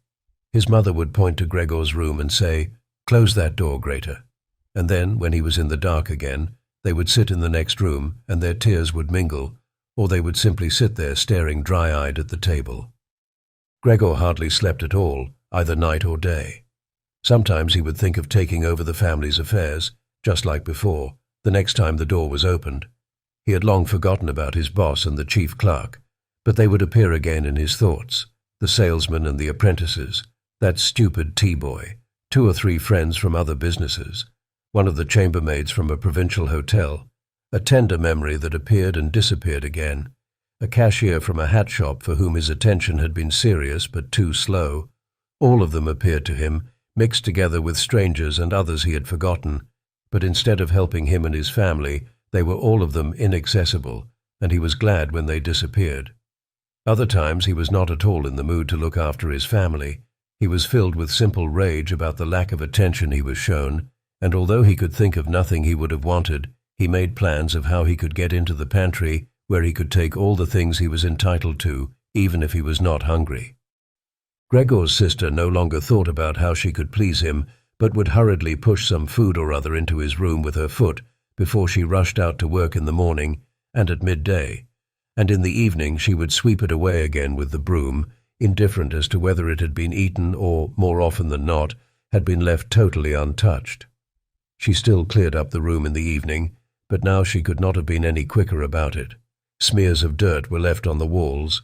Here and there were little balls of dust and filth. At first Gregor went into one of the worst of these places when his sister arrived as a reproach to her, but he could have stayed there for weeks without his sister doing anything about it. She could see the dirt as well as he could, but she had simply decided to leave him to it. At the same time, she became touchy in a way that was quite new for her, and which everyone in the family understood. Cleaning up Gregor's room was for her and her alone. Gregor's mother did once thoroughly clean his room, and needed to use several bucketfuls of water to do it, although that much dampness also made Gregor ill, and he lay flat on the couch, bitter and immobile. But his mother was to be punished still more for what she had done, as hardly had his sister arrived home in the evening than she noticed the change in Gregor's room, and, highly aggrieved, ran back into the living room where, despite her mother's raised and imploring hands, she broke into convulsive tears. Her father, of course, was startled out of his chair, and the 2 parents looked on astonished and helpless. Then they too became agitated. Gregor's father, standing to the right of his mother, accused her of not leaving the cleaning of Gregor's room to his sister. From her left, Gregor's sister screamed at her that she was never to clean Gregor's room again, while his mother tried to draw his father, who was beside himself with anger, into the bedroom. His sister, quaking with tears, thumped on the table with her small fists, and Gregor hissed in anger that no one had even thought of closing the door to save him the sight of this and all its noise. Gregor's sister was exhausted from going out to work, and looking after Gregor as she had done before was even more work for her, but even so his mother ought certainly not to have taken her place. Gregor, on the other hand, ought not to be neglected.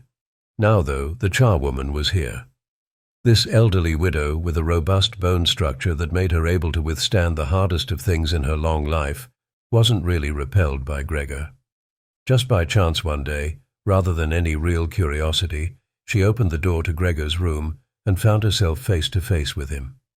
He was taken totally by surprise. No one was chasing him, but he began to rush to and fro while she just stood there in amazement with her hands crossed in front of her. From then on, she never failed to open the door slightly every evening and morning and look briefly in on him. At first she would call to him as she did so with words that she probably considered friendly, such as, "Come on then, you old dung beetle," or "Look at the old dung beetle there." Gregor never responded to being spoken to in that way, but just remained where he was without moving, as if the door had never even been opened. If only they had told this charwoman to clean up his room every day, instead of letting her disturb him for no reason whenever she felt like it. One day, early in the morning while a heavy rain struck the window panes, perhaps indicating that spring was coming, she began to speak to him in that way once again. Gregor was so resentful of it that he started to move toward her. He was slow and infirm, but it was like a kind of attack. Instead of being afraid, the charwoman just lifted up one of the chairs from near the door and stood there with her mouth open, clearly intending not to close her mouth until the chair in her hand had been slammed down into Gregor's back. "Aren't you coming any closer then?" she asked when Gregor turned round again, and she calmly put the chair back in the corner. Gregor had almost entirely stopped eating. Only if he happened to find himself next to the food that had been prepared for him, he might take some of it into his mouth to play with it, leave it there a few hours, and then, more often than not, spit it out again. At first he thought it was distress at the state of his room that stopped him eating, but he had soon got used to the changes made there. They had got into the habit of putting things into this room that they had no room for anywhere else, and there were now many such things as one of the rooms in the flat had been rented out to 3 gentlemen. These earnest gentlemen, all 3 of them had full beards, as Gregor learned peering through the crack in the door one day, were painfully insistent on things being tidy. This meant not only in their own room, but since they had taken a room in this establishment, in the entire flat, and especially in the kitchen. Unnecessary clutter was something they could not tolerate, especially if it was dirty. They had moreover brought most of their own furnishings and equipment with them. For this reason, many things had become superfluous, which, although they could not be sold, the family did not wish to discard. All these things found their way into Gregor's room. The dustbins from the kitchen found their way in there too. The charwoman was always in a hurry, and anything she couldn't use for the time being, she would just chuck in there. He, fortunately, would usually see no more than the object and the hand that held it. The woman most likely meant to fetch the things back out again when she had time and the opportunity, or to throw everything out in one go. But what actually happened was that they were left where they landed when they had first been thrown, unless Gregor made his way through the junk and moved it somewhere else. At first he moved it because, with no other room free where he could crawl about, he was forced to, but later on he came to enjoy it, although moving about in that way left him sad and tired to death, and he would remain immobile for hours afterwards. The gentleman who rented the room would sometimes take their evening meal at home in the living room that was used by everyone, and so the door to this room was often kept closed in the evening. But Gregor found it easy to give up having the door open. He had, after all, often failed to make use of it when it was open, and, without the family having noticed it, lain in his room in its darkest corner. One time, though, the charwoman left the door to the living room slightly open, and it remained open when the gentleman who rented the room came in the evening and the light was put on.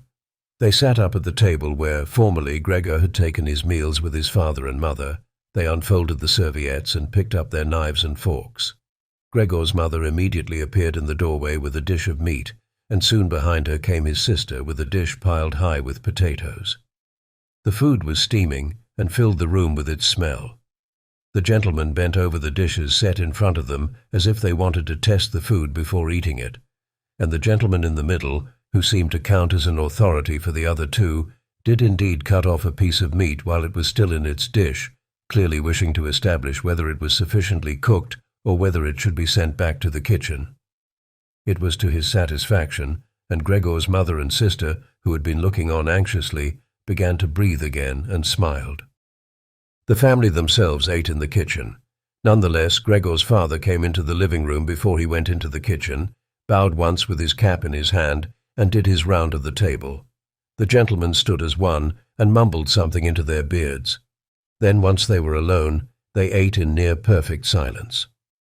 It seemed remarkable to Gregor that above all the various noises of eating their chewing teeth could still be heard, as if they had wanted to show Gregor that you need teeth in order to eat, and it was not possible to perform anything with jaws that are toothless, however nice they might be.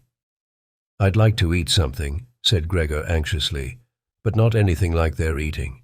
They do feed themselves, and here I am, dying." Throughout all this time, Gregor could not remember having heard the violin being played, but this evening it began to be heard from the kitchen. The three gentlemen had already finished their meal. The one in the middle had produced a newspaper, given a page to each of the others, and now they leant back in their chairs reading them and smoking. When the violin began playing, they became attentive, stood up and went on tiptoe over to the door of the hallway, where they stood pressed against each other. Someone must have heard them in the kitchen, as Gregor's father called out, "Is the playing perhaps unpleasant for the gentleman? We can stop it straight away."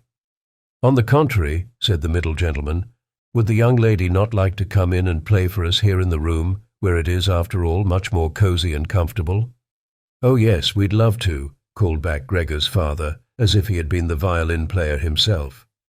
The gentleman stepped back into the room and waited. Gregor's father soon appeared with the music stand, his mother with the music, and his sister with the violin. She calmly prepared everything for her to begin playing. His parents, who had never rented a room out before, and therefore showed an exaggerated courtesy towards the three gentlemen, did not even dare to sit on their own chairs. His father leant against the door with his right hand pushed in between two buttons on his uniform coat. His mother, though, was offered a seat by one of the gentlemen and sat, leaving the chair where the gentleman happened to have placed it, out of the way in a corner. His sister began to play. Father and mother paid close attention, one on each side, to the movements of her hands. Drawn in by the playing, Gregor had dared to come forward a little, and already had his head in the living room. Before he had taken great pride in how considerate he was, but now it hardly occurred to him that he had become so thoughtless about the others. What's more, there was now all the more reason to keep himself hidden, as he was covered in the dust that lay everywhere in his room and flew up at the slightest movement. He carried threads, hairs, and remains of food about on his back and sides. He was much too indifferent to everything now to lay on his back and wipe himself on the carpet like he had used to do several times a day. And despite this condition, he was not too shy to move forward a little onto the immaculate floor of the living room. No one noticed him, though. The family was totally preoccupied with the violin playing.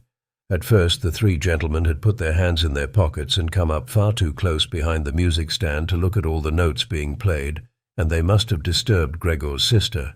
But soon, in contrast with the family, they withdrew back to the window with their heads sunk and talking to each other at half volume, and they stayed by the window while Gregor's father observed them anxiously.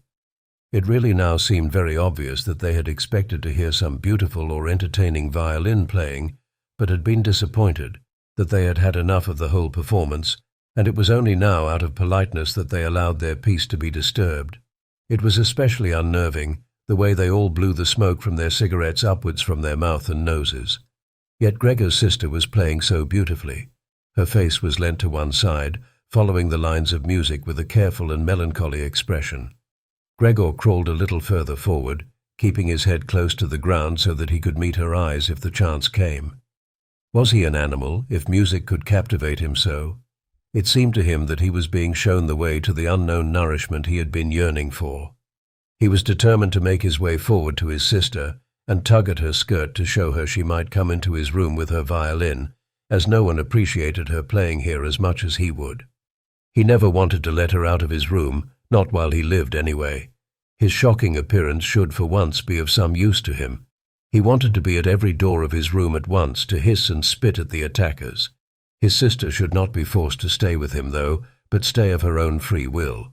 She would sit beside him on the couch with her ear bent down to him while he told her how he had always intended to send her to the conservatory, how he would have told everyone about it last Christmas. Had Christmas really come and gone already? If this misfortune hadn't got in the way, and refused to let anyone dissuade him from it. On hearing all this, his sister would break out in tears of emotion, and Gregor would climb up to her shoulder and kiss her neck, which, since she had been going out to work, she had kept free without any necklace or collar. "Mr. Samsa!" shouted the middle gentleman to Gregor's father, pointing, without wasting any more words, with his forefinger at Gregor as he slowly moved forward. The violin went silent. The middle of the three gentlemen first smiled at his two friends, shaking his head, and then looked back at Gregor. His father seemed to think it more important to calm the three gentlemen before driving Gregor out, even though they were not at all upset, and seemed to think Gregor was more entertaining than the violin playing had been. He rushed up to them with his arms spread out and attempted to drive them back into their room at the same time as trying to block their view of Gregor with his body. Now they did become a little annoyed, and it was not clear whether it was his father's behavior that annoyed them or the dawning realization that they had had a neighbor like Gregor in the next room without knowing it. They asked Gregor's father for explanations, raised their arms like he had, tugged excitedly at their beards, and moved back towards their room only very slowly. Meanwhile, Gregor's sister had overcome the despair she had fallen into when her playing was suddenly interrupted. She had let her hands drop and let violin and bow hang limply for a while, but continued to look at the music as if still playing. But then she suddenly pulled herself together, lay the instrument on her mother's lap, who still sat laboriously struggling for breath where she was, and ran into the next room, which, under pressure from her father, the three gentlemen were more quickly moving toward. Under his sister's experienced hand, the pillows and covers on the beds flew up and were put into order, and she had already finished making the beds and slipped out again before the three gentlemen had reached the room. Gregor's father seemed so obsessed with what he was doing that he forgot all the respect he owed to his tenants. He urged them and pressed them until, when he was already at the door of the room, the middle of the three gentlemen shouted like thunder and stamped his foot, and thereby brought Gregor's father to a halt. "I declare here and now," he said, raising his hand and glancing at Gregor's mother and sister to gain their attention too, that with regard to the repugnant conditions that prevail in this flat and with this family, here he looked briefly but decisively at the floor, "I give immediate notice on my room. For the days that I have been living here I will, of course, pay nothing at all. On the contrary, I will consider whether to proceed with some kind of action for damages from you, and believe me, it would be very easy to set out the grounds for such an action." He was silent and looked straight ahead as if waiting for something, and indeed his two friends joined in with the words, "And we also give immediate notice." With that he took hold of the door handle and slammed the door. Gregor's father staggered back to his seat, feeling his way with his hands, and fell into it. It looked as if he was stretching himself out for his usual evening nap, but from the uncontrolled way his head kept nodding, it could be seen that he was not sleeping at all. Throughout all this, Gregor had lain still where the three gentlemen had first seen him. His disappointment at the failure of his plan, and perhaps also because he was weak from hunger, made it impossible for him to move. He was sure that everyone would turn on him any moment, and he waited. He was not even startled out of this state when the violin on his mother's lap fell from her trembling fingers and landed loudly on the floor. "Father, Mother," said his sister, hitting the table with her hand as introduction, "we can't carry on like this. Maybe you can't see it, but I can. I don't want to call this monster my brother. All I can say is, we have to try and get rid of it. We've done all that's humanly possible to look after it and be patient. I don't think anyone could accuse us of doing anything wrong." "She's absolutely right," said Gregor's father to himself. His mother, who still had not had time to catch her breath, began to cough dully, her hand held out in front of her, and a deranged expression in her eyes. Gregor's sister rushed to his mother and put her hand on her forehead. Her words seemed to give Gregor's father some more definite ideas. He sat upright, played with his uniform cap between the plates left by the three gentlemen after their meal, and occasionally looked down at Gregor as he lay there immobile. "We have to try and get rid of it," said Gregor's sister, now speaking only to her father, as her mother was too occupied with coughing to listen. "It'll be the death of both of you. I can see it coming. We can't all work as hard as we have to, and then come home to be tortured like this. We can't endure it. I can't endure it any more." And she broke out so heavily in tears that they flowed down the face of her mother, and she wiped them away with mechanical hand movements. "My child," said her father with sympathy and obvious understanding, "what are we to do?" His sister just shrugged her shoulders as a sign of the helplessness and tears that had taken hold of her, displacing her earlier certainty. "If he could just understand us," said his father, almost as a question. His sister shook her hand vigorously through her tears, as a sign that of that there was no question. "If he could just understand us," repeated Gregor's father, closing his eyes in acceptance of his sister's certainty that that was quite impossible, "then perhaps we could come to some kind of arrangement with him. But as it is— "It's got to go," shouted his sister. "That's the only way, Father. You've got to get rid of the idea that that's Gregor. We've only harmed ourselves by believing it for so long. How can that be Gregor? If it were Gregor, he would have seen long ago that it's not possible for human beings to live with an animal like that, and he would have gone of his own free will. We wouldn't have a brother anymore then, but we could carry on with our lives and remember him with respect. As it is, this animal is persecuting us. It's driven out our tenants. It obviously wants to take over the whole flat and force us to sleep on the streets. Father, look, just look," she suddenly screamed. "He's starting again." In her alarm, which was totally beyond Gregor's comprehension, his sister even abandoned his mother as she pushed herself vigorously out of her chair, as if more willing to sacrifice her own mother than stay anywhere near Gregor. She rushed over to behind her father, who had become excited merely because she was, and stood up, half raising his hands in front of Gregor's sister as if to protect her. But Gregor had had no intention of frightening anyone, least of all his sister. All he had done was begin to turn round so that he could go back into his room, although that was in itself quite startling, as his pain-racked condition meant that turning round required a great deal of effort, and he was using his head to help himself do it, repeatedly raising it and striking it against the floor. He stopped and looked round. They seemed to have realized his good intention and had only been alarmed briefly. Now they all looked at him in unhappy silence. His mother lay in her chair with her legs stretched out and pressed against each other, her eyes nearly closed with exhaustion. His sister sat next to his father with her arms around his neck.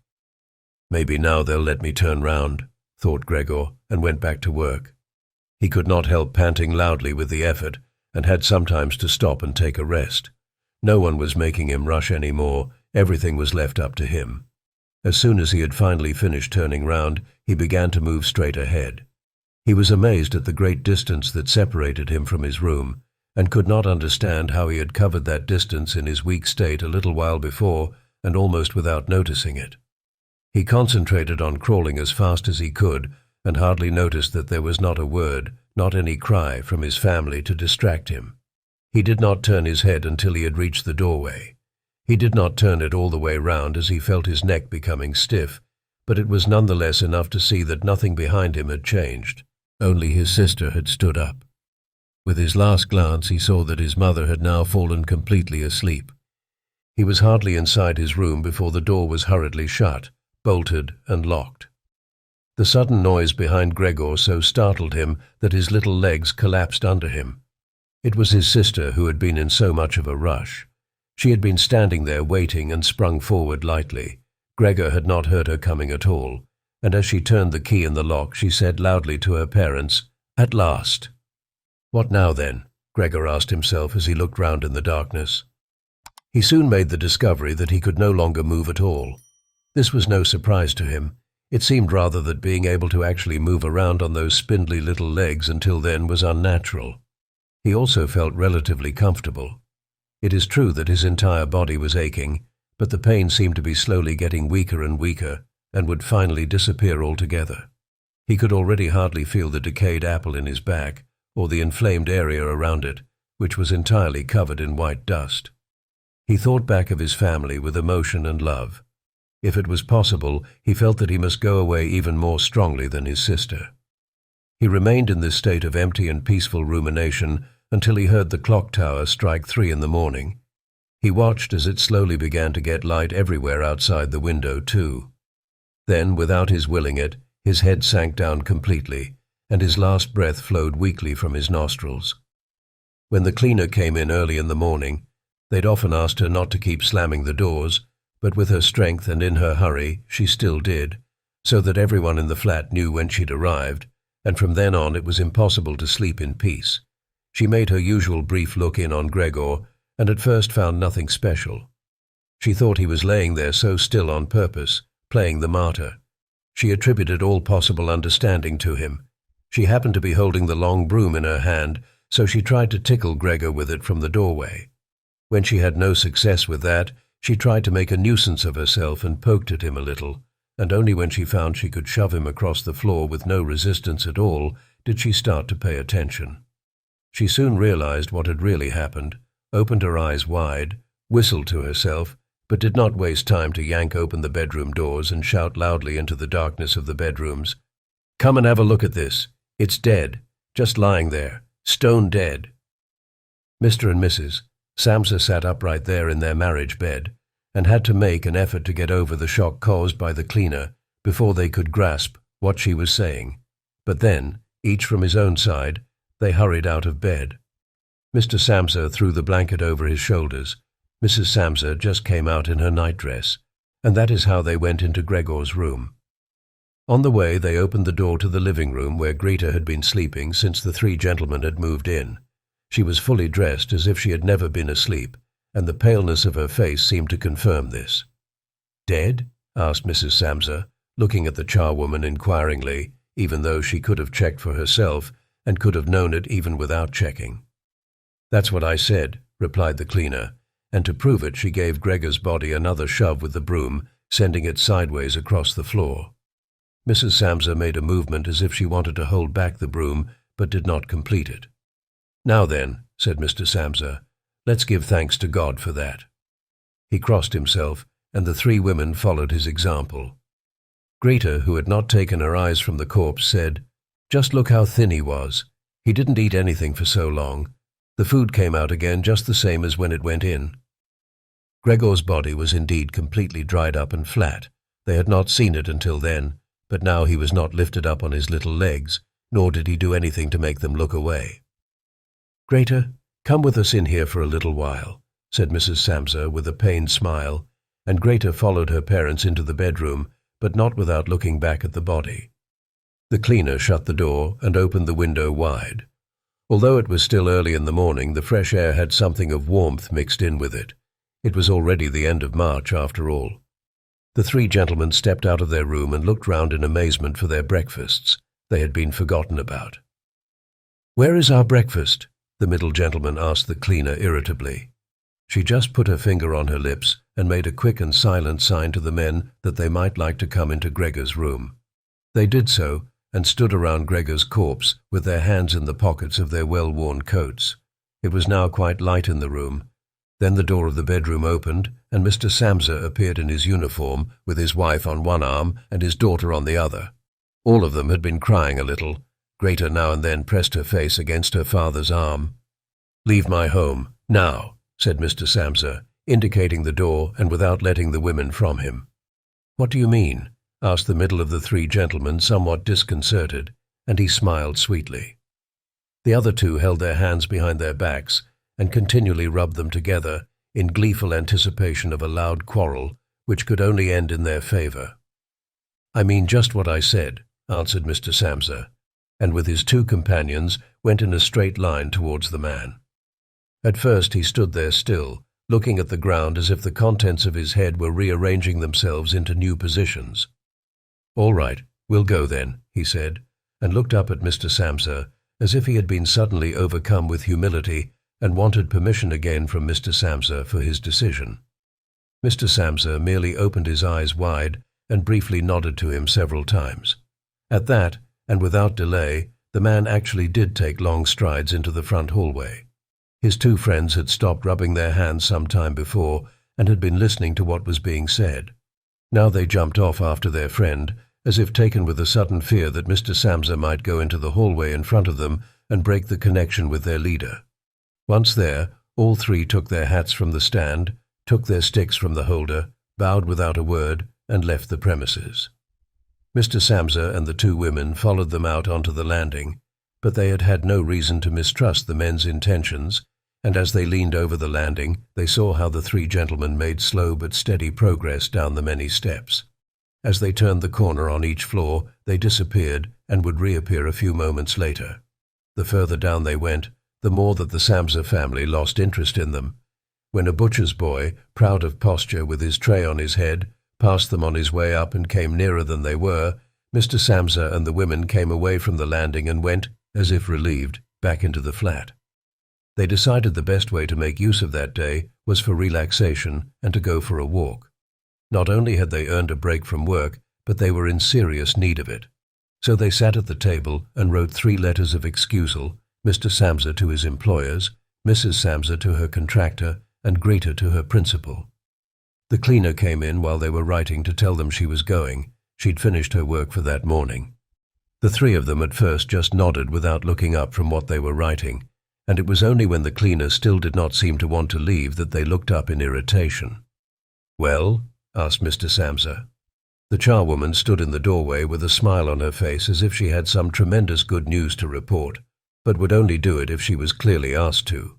The almost vertical little ostrich feather on her hat, which had been a source of irritation to Mr. Samsa all the time she had been working for them, swayed gently in all directions. "What is it you want, then?" asked Mrs. Samsa, whom the cleaner had the most respect for. "Yes," she answered, and broke into a friendly laugh that made her unable to speak straight away. "Well then, that thing in there, you needn't worry about how you're going to get rid of it. That's all been sorted out." Mrs. Samsa and Greta bent down over their letters as if intent on continuing with what they were writing. Mr. Samsa saw that the cleaner wanted to start describing everything in detail, but with outstretched hand he made it quite clear that she was not to. So, as she was prevented from telling them all about it, she suddenly remembered what a hurry she was in, and clearly peeved, called out, "Cheerio then, everyone," turned round sharply and left, slamming the door terribly as she went. "Tonight she gets sacked," said Mr. Samsa, but he received no reply from either his wife or his daughter, as the charwoman seemed to have destroyed the peace they had only just gained. They got up and went over to the window where they remained with their arms around each other. Mr. Samsa twisted round in his chair to look at them and sat there watching for a while. Then he called out, "Come here then. Let's forget about all that old stuff, shall we? Come and give me a bit of attention." The two women immediately did as he said, hurrying over to him where they kissed him and hugged him, and then they quickly finished their letters. After that, the three of them left the flat together, which was something they had not done for months, and took the tram out to the open country outside the town. They had the tram, filled with warm sunshine, all to themselves. Leant back comfortably on their seats, they discussed their prospects and found that on closer examination they were not at all bad. Until then, they had never asked each other about their work, but all three had jobs which were very good and held particularly good promise for the future. The greatest improvement for the time being, of course, would be achieved quite easily by moving house. What they needed now was a flat that was smaller and cheaper than the current one which had been chosen by Gregor, one that was in a better location and, most of all, more practical. All the time Greta was becoming livelier.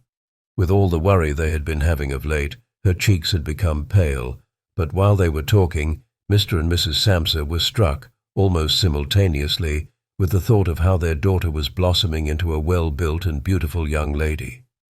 They became quieter. Just from each other's glance, and almost without knowing it, they agreed that it would soon be time to find a good man for her. And, as if in confirmation of their new dreams and good intentions, as soon as they reached their destination, Greta was the first to get up and stretch out her young body.